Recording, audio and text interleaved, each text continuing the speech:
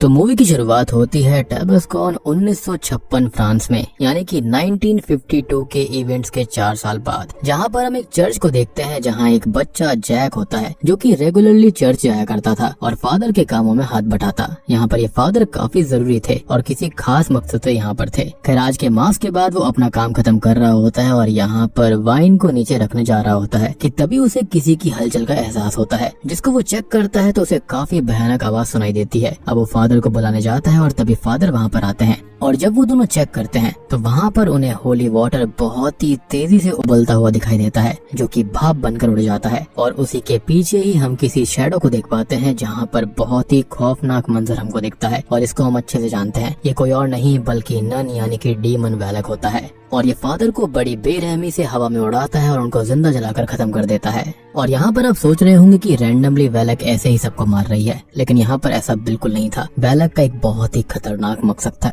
Demon वैलक का यहाँ पर एक बहुत ही भयानक मकसद था इसके पीछे।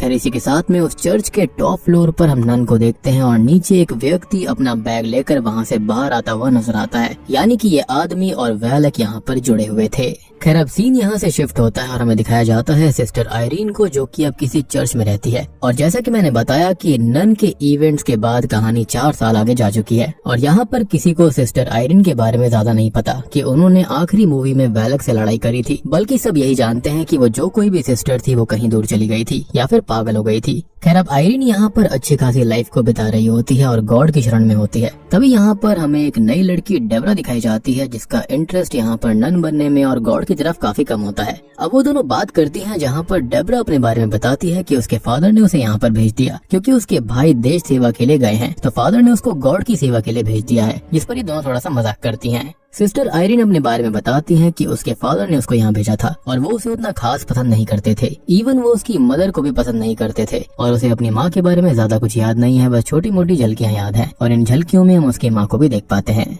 और नापसंद करने का रीजन यही था कि यहाँ पर जो इनको विजन्स वगैरह आते हैं वो सबको झूठ लगते थे। खैर यहाँ पर अब चर्च में आखिरी मूवी के हादसों के बारे में चर्चा हो रही थी, लेकिन किसी को ये नहीं पता था कि वो नन खुद सिस्टर आयरीन थी। इनफैक्ट वो खुद इन चीजों से दूर रहना चाहती थी क्योंकि भले ही वो इवल को हराने में कामयाब हो गई, लेकिन हम जानते हैं कि हर इंसान के अंदर डर होता है जो कि उसके अंदर घर कर चुका था। खैर तभी यहाँ पर मूवी का सीन थोड़ा सा शिफ्ट होकर फ्रांस के अंदर एक बोर्डिंग स्कूल की तरफ जाता है जहाँ पर आखिरी मूवी का फ्रेंची या फिर मॉरिस काम कर रहा था और स्कूल को मैडम लॉरेंटो चलाया करती थी और नेचर वाइज वो काफी एग्रेसिव होती है मॉरिस के साथ में, जिसके पीछे एक रीजन है। असल में उनका बेटा सेड्रिक यहीं पर चैपल के अंदर मारा गया था, जिसकी वजह से चैपल के अंदर जाने पर प्रतिबंध लगा हुआ था। खैर यहाँ पर सोफी नाम की एक मासूम सी लड़की भी पढ़ती है जिसकी मदर केट वहीं पर पढ़ाती हैं और मॉरिस सोफी का बहुत अच्छा दोस्त है और उसकी केट से भी अच्छी खासी बॉन्डिंग थी। वो उसकी काफी केयर भी करता है और सबसे बड़ी बात कि यहाँ पर 3-4 ऐसी लड़कियां हैं जो कि सोफी को बुली करती रहती हैं, जिनसे अक्सर मॉरिस उसको बचाता है। वो उसको उसका बॉयफ्रेंड कहकर चिढ़ाती हैं और सबसे बड़ी बात ये होती है कि यहाँ पर हम क्लियरली देख पाते हैं कि मॉरिस के साथ में कुछ न कुछ गड़बड़ है और हम जानते हैं कि वो क्या गड़बड़ है। उसके अंदर नन यानी कि वैलक थी। जिसके बाद में अगले सीन के अंदर हम एक लड़की को यहाँ पर देखते हैं जो कि कुछ सामान डिलीवरी करने के लिए यहाँ पर आती है और उसको अजीब हालत में मॉरिस मिलता है। मॉरिस यहाँ पर असल में कॉकरोचेस को खा रहा था और कॉकरोचेस को साफ करने के लिए इसी बोर्डिंग स्कूल की मैडम ने ही उसको बोला था, जिसके पीछे रीजन ये होता है कि यहाँ पर जो बुली लड़कियां थी ना, उन्होंने यहाँ पर मैडम के रूम के अंदर कॉकरोचेस डाल दिए थे।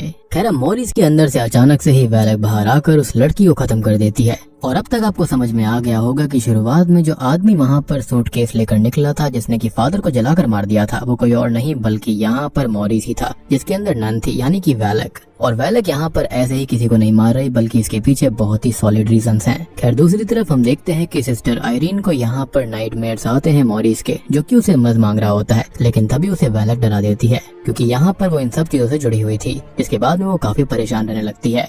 अब सीन वापस से बोर्डिंग स्कूल की तरफ जाता है जहाँ पर वो बुली लड़कियां एक दिन सोफी को परेशान करती हैं और उसको उसी अबैंडन्ड चैपल के अंदर लेकर जाती हैं जहाँ पर वो उसको एक गेम खेलने के लिए बोलती हैं कि उन्हें विंडो पर बने हुए गोट की आंख को देखना होगा जिसके अंदर डीमन की आईज दिखाई देती हैं और अगर उसने नजर हटाई तो डीमन आकर उसे खत्म कर देगा। और अब वो उसी को देखने लगती है, लेकिन वो तीनों लड़कियां उसको अकेला छोड़कर वहाँ से निकल जाती हैं। तभी वहाँ पर अचानक से ही हलचल शुरू हो जाती है और पैरानॉर्मल चीजें भी वहाँ पर होने लगी थी। अब वैलक उसे हॉन्ट करती है जिससे डर कर वो वहाँ से भागने लगती है, लेकिन तभी मॉरिस आकर उसको बचा लेता है और अब तक केट भी वहाँ पर आ गई थी जो कि उसे अपने साथ ले जाती है। अब फिर से सीन यहाँ पर आयरन की तरफ शिफ्ट होता है, जिसको रेवरेंड बुलाते हैं और उससे कहते हैं कि अलग अलग जगहों पर प्रीस्ट और नन्स की जान जा रही है और रिसेंटली फ्रांस के चर्च के अंदर एक प्रीस्ट को जलाकर मार दिया गया, यानी कि वही शुरुआत वाला सीन। और ये काम उसी डीमन वैलक का है जो कि मरा नहीं है और खत्म नहीं हुआ, वो वापस आ चुका है, जिसको पहले भी एक बार सिस्टर आयरन ऑलरेडी हरा चुकी है। तो दोबारा उसे इस केस को इन्वेस्टिगेट करना होगा। लेकिन यहाँ पर सिस्टर आयरन इसके लिए मना करने लगती है। उसका ये कहना था कि उसके साथ में फादर बर्ग भी थे जो कि काफी अच्छी पोजीशन पर हैं, तो उन्हें उनसे बात करनी चाहिए। लेकिन रेवरेंड यहाँ पर ये कहते हैं कि उनकी हैजा से मौत हो चुकी है और ये काम सिस्टर आयरन को करना होगा, क्योंकि यहाँ पर दुनिया की और इंसानियत की बात थी, जिसके चलते सिस्टर आयरन अपने डर पर काबू पाती है और यहाँ पर चल देती है इस केस को इन्वेस्टिगेट करने के लिए। क्योंकि यहाँ पर रेवरेंड का ये मानना था कि ये मौतें ऐसे ही नहीं हो रही हैं। यहाँ पर जो सारी की सारी जड़ें हैं वो रोमानिया से जुड़ी हैं। लेकिन यहाँ पर वो वैलक क्यों आ चुका है, तो इसका रीजन सिस्टर आयरन ही पता लगा सकती है। खैर अब आयरन फ्रांस के उसी चर्च के लिए निकल जाती है जहाँ पर फादर को जलाकर राख किया गया था और यहाँ पर उसका साथ देने के लिए सिस्टर डेब्रा चुपके से ट्रेन के अंदर चढ़कर उसके साथ निकल जाती है, जिस पर आयरन उसको समझाती है कि ये ठीक नहीं होगा और पता चलने पर उसको निकाल दिया जाएगा। लेकिन डेब्रा उसे अपनी माँ की फोटो दिखाकर बोलती है कि वो भी जलकर ही मारी गई थी और वो उनको ही अपना गॉड मानती थी और तब से उसका फेथ टूट चुका है और उसे कोई भी मिरेकल नजर नहीं आया और वो नहीं मानती कि वाइन को छूकर प्रेयर्स करने से वो जीसस क्राइस्ट के खून में बदल सकता है। इस पर आयरन बोलती है कि वो अपने फेथ पर ध्यान दे और फेथ से बड़ी कोई भी चीज नहीं है और फेथ के चलते ही बड़े बड़े मिरेकल्स होते हैं जो कि उसने खुद देखे हैं और मेरे ख्याल से डेब्रा यहाँ पर उसी मिरेकल को देखने आई थी। खैर इसी बीच वो उसको अपनी मदर की भी कहानी सुनाती है कि उसने उससे झूठ कहा था। उसे अपनी माँ अच्छे से याद है जो कि गॉड में बहुत मानती थी और उनको गॉड की साइट मिली हुई थी, लेकिन उसके हस्बैंड उसको पागल समझते थे और फिर उसके पिता ने उसकी माँ को मेंटल हॉस्पिटल में भेज दिया था हमेशा के लिए, जिसके बाद से वो उनको नहीं देख पाई। खैर वो दोनों फ्रांस पहुँच जाते हैं और इन्वेस्टिगेशन शुरू होती है और आयरन को यहाँ पर आते ही जैक के विजन्स आने लगते हैं, यानी कि चर्च के अंदर आते ही, और जैक ने यहाँ पर उसे एक क्रूसीफिक्स भी पकड़ाया था। खैर अब यहाँ पर वो थोड़ी बहुत छानबीन करती है और नन के विजन्स उसको बार बार हॉन्ट करते रहते हैं। अब तभी उसे खेलता हुआ जैक मिल जाता है, लेकिन वो उसे कुछ खास नहीं बताता। वो बस ये बोलता है कि हाँ उसने देखा था उस शैडो को, यानी कि वैलक को, और तभी उसे नन हॉन्ट करती है जो कि काफी बेहतरीन सीन होता है। आपने ट्रेलर्स के अंदर वो सीन देखा होगा जहाँ पर किताबें अपने आप ही पलटकर नन का यानी कि वैलक का रूप ले लेती है, तो यहाँ पर वही सीन आता है। अब यहाँ पर वैलक सिस्टर आयरन का गला पकड़ लेती है, जिसके बाद में वो किसी नन को देखती है जिसकी आंखें निकाली जा रही थी, जिसके बाद में सिस्टर आयरन बेहोश हो जाती है और डेब्रा आकर उसको संभालती है। अब तभी हमें स्कूल के अंदर दिखाया जाता है कि मॉरिस बार बार वैलक के द्वारा पजेस हो रहा था और यहाँ पर बहुत सारी हॉन्टिंग्स हो रही थी, जिससे कि सोफी काफी डर जाती है। और यहाँ पर कॉन्जरिंग 2 का वो रेफरेंस आता है, या फिर ये कहें कि फ्यूचर इवेंट सोफी को दिखाई देते हैं कि एक गेट खुलता है जो कि मेरे ख्याल से लॉरेन वॉरेन का ही घर था। और ये एग्जैक्ट वही सीन था जब लॉरेन ने यहाँ पर नन का नाम निकालने की कोशिश करी थी, यानी कि असली नाम। जब हॉलवे के अंदर उसको नन दिखाई देती है और यहाँ पर उसकी बेटी उस तरफ इशारा करती है, तभी सिस्टर आयरन को हॉस्पिटल के अंदर होश आता है, जहाँ पर वो समझ जाती है कि आखिरी टाइम मॉरिस ने उसका साथ दिया था, उसको बचाया था और तभी वैलक ने उसको अपना शिकार बना लिया, उसको अपने वश में कर लिया और इस तरह से वो बच गई। और अब सब जगह घूमकर वो लोगों की जान ले रही थी। और जैसे कि मैंने आपको पहले बताया था कि मूवी की शुरुआत में वो मॉरिस ही था जिसके अंदर नन समाई हुई थी, यानी कि वैलक उससे ये सब कुछ करवा रहा था। अब डेब्रा उसको बताती है कि जैक उससे मिलने आया था और उसको एक होली क्रॉस देकर गया है। जी हाँ, जो कि यहाँ पर सिस्टर आयरन ने अपने सपने में यानी कि अपने विजन में भी देखा था, जिस पर कोई सिंबल बना हुआ था और ये सिंबल सभी मरने वाले लोगों के क्रूसीफिक्स के ऊपर भी था, यानी कि ये बहुत ही खास है। और अब इस सिंबल के बारे में पता लगाने के लिए वो दोनों ही कैथोलिक आर्काइव में जाते हैं, जहाँ पर उनको पता चलता है कि ये सिंबल एक खानदानी सिंबल है जो कि सेंट लूसी के खानदान से है। और उसने अपने विजन्स के अंदर सेंट लूसी की आंखें निकलते हुए ही देखी थी, जो कि एक बहुत ही पावरफुल रेलिक है, या फिर ये कहीं एक प्राचीन चीज है और फिलहाल उनको छुपाया गया है। और तभी सिस्टर आयरन कहती है कि ये सभी लोग सेंट लूसी के वंशज हैं। और जैसा कि मैंने कहा था कि वैलक का एक खास मकसद था इन सभी को मारने के पीछे, तो वैलक यहाँ पर उन्हीं आंखों को चाहता है जिसके चक्कर में यहाँ पर उसने सभी खानदान वालों को खत्म कर दिया है। और वैलक इन आंखों को चाहता क्यों है, तो इससे उसे अपनी पावर्स वापस मिल जाएंगी। लाइब्रेरियन यहाँ पर यह भी बोलता है कि वैलक एक फरिश्ता हुआ करता था जिसको गॉड ने निकाल कर उससे उसकी पावर छीन ली थी और अब वो उस रेलिक से अपनी पावर्स को रीगेन करना चाहता है। इनफैक्ट यहाँ पर लाइब्रेरियन तक भी कहता है कि उन लोगों को उसे रोकना ही होगा और अब वो उन्हें उस रेलिक की लोकेशन भी बता देता है, क्योंकि यहाँ पर सारी चीजों की जानकारी उन्हें मिल सकती थी। वो बताता है कि यहाँ से कुछ ही दूर एक अबैंडन्ड चैपल के अंदर उनको दफन करा गया था, जहाँ पर शुरुआत में एक वाइन फैक्ट्री हुआ करती थी, लेकिन बाद में वहाँ पर बोर्डिंग स्कूल बना दिया गया था। और तभी हम समझ पाते हैं कि कहानी कहाँ पर जुड़ रही है। और मॉरिस असल में इस बोर्डिंग स्कूल के अंदर उसी रेलिक को ढूंढ रहा था, यानी कि वेलेक उसको ढूंढ रहा था, जिसके चलते उसके सामने आने वाले लोगों को वो खत्म कर रहा है। अब आयरीन और डेब्रा वहाँ के लिए तुरंत ही गाड़ी से निकल पड़ते हैं और इसी बीच हम चैपल के अंदर देखते हैं, जहाँ पर स्कूल की वो जो मैडम होती है, यानी कि प्रिंसिपल, जिसको अजीब तरह से घूमता हुआ मॉरिस मिलता है, जो कि चैपल के गेट पर अपना सर मार रहा था, जिसको वो होश में लेकर आती है और वो उसको सोने के लिए भेज देती है, जहाँ पर मॉरिस बस यही कहता रहता है कि मुझे नहीं पता कि मैं यहाँ पर कैसे आया। तभी उसे चैपल से कुछ आवाजें आने लगती हैं, जहाँ पर लॉक खोलकर वो अंदर जाती है और तभी उसके मरे हुए बेटे सेड्रिक का गोस्ट उसे हॉन्ट करता है। और हम जानते हैं कि यहाँ पर सेड्रिक की स्पिरिट को किसी और ने नहीं बल्कि नन ने, यानी कि वेलेक ने ही इस्तेमाल किया है, ताकि यहाँ पर वो उसकी माँ को लुभा पाए। अब वेलेक सेड्रिक की स्पिरिट के जरिए ही उसकी माँ को पिटवा पिटवा कर मार डालती है। अब अगली सुबह जब वहाँ पर केट आती है तो उसको यहाँ पर मैडम की लाश मिलती है, जिसको यहाँ से ले जाया जाता है। और यहाँ पर ये सभी बहुत ही ज्यादा डर गए थे और टूट गए थे। तभी उसी शाम हम देख पाते हैं कि मॉरिस, केट और सोफी वहाँ पर डांस कर रहे होते हैं कि तभी वहाँ पर मॉरिस की तबीयत काफी खराब हो जाती है और उसके शरीर पर, यानी कि उसकी गर्दन के नीचे की साइड पर उल्टा क्रॉस बहुत ही भयानक दिख रहा था। और हम क्लियरली समझ पाते हैं कि उसका पोजीशन बहुत ही ज्यादा बढ़ चुका है। तभी आयरीन और डेब्रा भी यहाँ पर आ जाती हैं। वो मॉरिस से यहाँ पर सोफी और केट को दूर होने के लिए बोलती है, क्योंकि आयरीन जानती थी कि मॉरिस के अंदर वेलेक है। और तभी वेलेक उसके अंदर जाग उठता है। वो बहुत ही भयानक तरह से मॉरिस को पजेस कर लेता है। वेलेक अब आयरीन को हेलो सिस्टर कह के ग्रीट करता है, जिसके बाद में वो चैपल की तरफ निकल पड़ता है। अब चैपल की तरफ जाते हुए देखकर आयरीन उसको रोकने की कोशिश करती है, लेकिन वो आयरीन को बहुत ही बुरी तरह से हर्ट कर देता है। और मेरे ख्याल से यहाँ पर तो आयरीन को उठना भी नहीं चाहिए था, लेकिन यहाँ पर उसके पास में प्लॉट आर्मर होता है, जिसके चलते वो उठ पड़ती है। और डेब्रा भी यहाँ पर कोशिश करती है मॉरिस को रोकने के लिए, लेकिन वो नहीं रुकता। तभी सिस्टर आयरीन राइट्स को पढ़ने लगती है, जिसके चलते मॉरिस के अंदर का वेलेक थोड़ा सा कमजोर पड़ जाता है और डेब्रा एक चीज लेकर उसके पीछे से मारती है, जिसके चलते मॉरिस बेहोश हो जाता है। वो उसको बांधकर एक जगह पर रख देते हैं ताकि यहाँ से वो निकल ना पाए। और ये सारे के सारे लोग यहाँ पर चैपल के अंदर निकल पड़ते हैं ताकि उनको सेंट लूसी की आंखें मिल जाएं। अब चैपल के अंदर जाकर वो उस रैली को ढूंढते हैं और सोफी उन्हें वहाँ की विंडो के बारे में बताती है, जो कि असल में एक मैकेनिज्म था, जो कि सेंट लूसी के खानदान वालों ने ही यहाँ पर लगाया था, ताकि जब भी कोई अगला उनसे रिलेटेड या फिर कोई भी जानकार आएगा, उसको यहाँ पर उसकी आंखें मिल जाएंगी। सोफी बताती है कि जब भी यहाँ पर सूरज की रोशनी उस गोट पर पड़ती है तो उसकी आंखें चमकती हैं। अब डेब्रा वहाँ पर जाकर टॉर्च मारती है, जिसके चलते एक लाल रंग की रे जो होती है वो डायरेक्टली रास्ता दिखाती है कि वहाँ पर सेंट लूसी की आंखें कहाँ हैं। तभी वो रेलिक निकाल लेती है और तभी मॉरिस भी जाग उठता है। साथ ही साथ उस विंडो से वो जो गोट होता है ना, यानी कि जिसको ये डीमन मान रहे थे, वो वहाँ से गायब हो जाता है, जिसके चलते सोफी बहुत डर जाती है। अब तभी हम बाकी बच्चियों को देख पाते हैं, जिनको वो गोट मॉन्स्टर यानी कि वेलेक का रियल रूप हॉन्ट करने लगता है। और ये रियल रूप हमने कॉन्जरिंग 2 के एंड में भी देखा था, जब यहाँ पर लॉरेन को उसका रियल नेम वेलेक पता चल गया था, जब वो उसको हेल में बैनिश कर देती है। खैर तभी अब डेब्रा वहाँ पर आ जाती है और उन बच्चियों को बचाने की कोशिश करती है। अब वो गोट मॉन्स्टर उनके पीछे तो पड़ा ही हुआ था कि साथ साथ वहाँ पर हलचल शुरू हो जाती है। और अब ये सभी भागकर एक दूसरे रूम में चले जाते हैं, जहाँ पर उसी प्रिंसिपल का भूत उनको हंट करता है, जो कि मेरे ख्याल से काफी अच्छा हुआ, क्योंकि ये सभी लोग सोफी को बहुत ही ज्यादा बुली करते थे।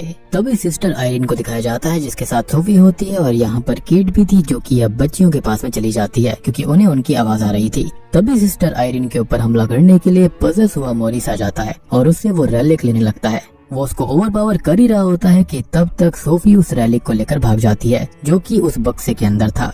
और इसी चीज का विजन आयरीन ने भी देखा था, जिसके बाद में मॉरिस उसके पीछे पड़ जाता है। अब वो जैसे तैसे बचकर भाग रही होती है और टॉप पर पहुंच जाती है और मॉरिस उसके पीछे था और बिल्डिंग भी एक तरफ से टूटने लगती है, जिसके पीछे रीजन ये होता है कि इस डरी हुई मासूम सी सोफी के हाथ में जो रेलिक था वो एक्टिवेट होने लगता है। एक बहुत ही ब्राइट येलो लाइट उसके अंदर से निकलती है, जिसकी तरफ यहाँ पर वेलेक भी नहीं आ पाता और इसी फोर्स की वजह से वहाँ पर बिल्डिंग टूट गई थी। अब मॉरिस सोफी को पकड़ने वाला होता है, लेकिन तभी आयरीन वहाँ पर आ जाती है, जो कि मॉरिस को रोकती है और उस रेलिक को लेकर उसके सामने रख देती है, जिससे बहुत ही खतरनाक लाइट निकलती है, जिससे कि वो तड़पने लगता है और ऐसा लगता है जिससे कि वो मारा गया है। जैसे कि सोफी और आयरीन बहुत ही ज्यादा दुखी हो जाती हैं। अब आयरीन उसकी बॉडी के पास में जाती है, लेकिन ये डीमन की एक ट्रिक होती है और फिलहाल वो जिंदा था। तभी वेलेक उस रेलिक को पकड़ लेता है और अब फाइनली वो अपनी पावर्स को ले लेता है, यानी कि जो प्योर पावर्स थी वो उसके अंदर आ जाती हैं। वो आंखें अब वेलेक के अंदर ट्रांसफर हो चुकी थी, जिसके साथ ही नन के रूप में वेलेक को पूरी पावर आ गई थी और अब वो बहुत ही भयानक और बड़े रूप में आ जाता है। साथ ही साथ हम ये देख पाते हैं कि केट के साथ में जो बच्चियां होती हैं, स्पेशली एक बच्ची जो कि सोफी को बुली किया करती थी, उसके अंदर वो मॉन्स्टर अपना नाखून गड़ा देता है, जो कि मेरे ख्याल से बहुत ही सेटिस्फाइंग चीज थी, क्योंकि उस बच्ची ने यहाँ पर सोफी को मरवाने की कोशिश करी थी। और कहते हैं ना, अपने कर्मों की सजा तो इसी धरती पर भुगतनी पड़ती है। खैर, अब वेलक इतना शक्तिशाली हो चुका था कि यहाँ पर वो आयरीन को उठाकर जलाने लगता है, जैसे कि उसने उस फादर को जलाया था। लेकिन इतने में ही उसे अपनी मदर की याद आती है। साथ ही साथ हम एक और झलक देख पाते हैं यहाँ पर लॉरेन वॉरेन की, यानी कि देख रहे हो कि यहाँ पर सारे के सारे फ्यूचर इवेंट्स दिख रहे हैं और कैसे चीजें कनेक्ट हो रही हैं। जिसके बाद सिस्टर आयरीन की, उसकी माँ की और लॉरेन वॉरेन की आंखें चमकती हैं, जिसका सिंपल सा मतलब ये था कि ये सारी की सारी वंशज हैं सेंट लूसी की। जी हाँ, और इसी तरह से यहाँ पर लॉरेन वॉरेन और आयरीन कनेक्टेड हैं। तो फिलहाल आयरीन को किसी भी रैलिक की जरूरत नहीं थी, क्योंकि उसकी आंखें ही यहाँ पर काफी हैं। उसके खुद के अंदर शक्तियाँ हैं, जिसके चलते वो आग को बुझा देती है और नन को भी हराने लगती है। मतलब कि सेंट लूसी के वंशज होने से आपके पास वो पावर्स हैं जिससे कि आप इविल को हरा सकते हो, बस आपके अंदर फेथ होना चाहिए। अब वेलक ये देखकर बहुत ही बुरी तरह से चिढ़ जाता है, जिसके बाद वो उसे मारने के लिए उस पर अटैक करने लगता है और सोफी को भी फंसाने लगता है। जिसके साथ ही अब वो प्रेयर्स के लिए तैयार होती है और डेब्रा, जिसके अंदर फेथ नहीं था, वो उसको भी यहाँ पर प्रेयर्स करने के लिए कहती है। जिसके बाद में यहाँ पर मिरेकल्स पर उसे भरोसा हो जाता है, क्योंकि उसने शुरुआत में आयरीन को जलते हुए देखा, लेकिन जब आयरीन की आग अपने आप बुझ गई और उसे कुछ नहीं हुआ, तो उसे यकीन हो गया था कि मिरेकल्स होते हैं। और अब वो दोनों ही नोटिस करती है कि यहाँ पर वाइन्स हैं, क्योंकि पहले ये जगह एक वाइन फैक्ट्री हुआ करती थी और चर्च में वाइन पर प्रे करने से वो जीसस का खून बन जाता है। लेकिन उस पर आपको यकीन होना चाहिए। वो दोनों प्रे करने लगती हैं, जिससे कि वो वाइन होली ब्लड बनकर फिर से फटता है, जैसा कि नन 1 के एंड में हुआ था। बस फर्क इतना था कि वहाँ पर रियल जीसस क्राइस्ट का ब्लड होता है, लेकिन यहाँ पर ऑब्वियस ही बात है कि फेथ को बहुत ही ज्यादा महत्व दिया गया है। अब ये वाइन जो कि पवित्र खून में परिवर्तित हो चुकी थी, वो वेलक को जलाकर खत्म कर देती है। लेकिन हम जानते हैं कि ईवल ऐसे खत्म नहीं होता, और वेलक भी यहाँ पर बस फिलहाल के लिए चला गया था, जिसका रीजन बहुत ही सॉलिड है। अब मूवी की एंडिंग सीन में हम देखते हैं जहाँ पर ऑलमोस्ट सब कुछ ठीक हो चुका था, लेकिन हम जानते हैं कि मॉरिस को ईविल ने नहीं छोड़ा है, क्योंकि आगे चलकर 1970s में एड और लॉरेन वॉरेन उसका एग्जॉर्सिज्म करते हैं। और सबसे बड़ी बात कि हम मॉरिस के एक्सप्रेशन से भी समझ पाते हैं और आयरन के एक्सप्रेशन से समझ पाते हैं कि वो पक्का ठीक नहीं हुआ था, खाली फिलहाल के लिए नन को यहाँ पर सप्रेस कर दिया गया, या फिर ये भी हो सकता है वो किसी और के अंदर चली गई होगी। बट आई पर्सनली बिलीव कि यहाँ पर सिर्फ मॉरिस ही है जिसके अंदर नन रह सकती है, या फिर वेलक, और उसका असली मकसद कुछ और नहीं बल्कि यही था कि उसको वो रेलिक चाहिए था। खैर, इसके बाद में हमें एक पोस्ट क्रेडिट सीन भी दिखाया जाता है, जहाँ हम एड और लॉरेन वॉरेन को देखते हैं, जहाँ पर उन्हें चर्च से कॉल आता है, यानी कि एक और नया केस उनके पास में आ चुका था, जो कि मेरे ख्याल से यहाँ पर मॉरिस का ही होगा। तभी तो यहाँ पर सारी की सारी चीजें जुड़ेंगी और उनको एक नया एग्जॉर्सिज्म करना पड़ेगा। और बूम, इसी के साथ में ये मूवी यहीं पर खत्म हो जाती है। तो दोस्तों, ये थी नन 2 फिल्म की कहानी। उम्मीद करता हूँ कि आपको पसंद आई होगी। अब देखो, बात करें यहाँ पर एक चीज की, जो इंटरवल हुआ था ना, वो काफी जल्दी हो गया था, यानी कि मूवी काफी फास्ट पेस में चल रही थी। लेकिन इंटरवल के बाद में मूवी में थोड़ा सा दम आ जाता है, यानी कि इंटरवल तक मुझे उतना कुछ फील नहीं हुआ, लेकिन हाँ, इंटरवल के बाद में कहानी थोड़ी सी इंटरेस्टिंग हो जाती है, जब यहाँ पर रेलिक वाला सीन आता है। और मेरे ख्याल से वेलक यहाँ पर किसी खास मकसद से ही घूम रहा था, यानी कि कॉन्जरिंग तक, यानी कि 20 साल बाद भी यहाँ पर इसलिए ही है ताकि उसे कोई खास रेलिक मिल पाए। मुझे लगता है कि यहाँ पर खाली एक रेलिक नहीं होगा, जैसे कि वहाँ पर जीसस क्राइस्ट का ब्लड था, यहाँ पर सेंट लूसी की आंखें थी, तो मेरे ख्याल से ऐसे और भी रेलिक दुनिया भर में होंगे, जिसके चलते यहाँ पर वेलक उसको चाहता है ताकि उसकी पावर्स उसके पास में आ जाएं। और जो वेलक का रियल रूप है ना, वो एक बच्चे वाला रूप है, लेकिन डायरेक्टर ने उसको एक भयानक रूप दिया है ताकि वो वाकई में सबको डरावना लगे। और लॉरेन वॉरेन, सिस्टर आयरीन, उसकी माँ, ये सभी सेंट लूसी की वंशज हैं, तभी तो इनके पास में वो अधिकार है कि ये डीमंस को उनका नाम लेकर हेल में बैनिश कर सकते हैं। बाकी आप लोग मुझे बताना कि आपको ये फिल्म कैसी लगी।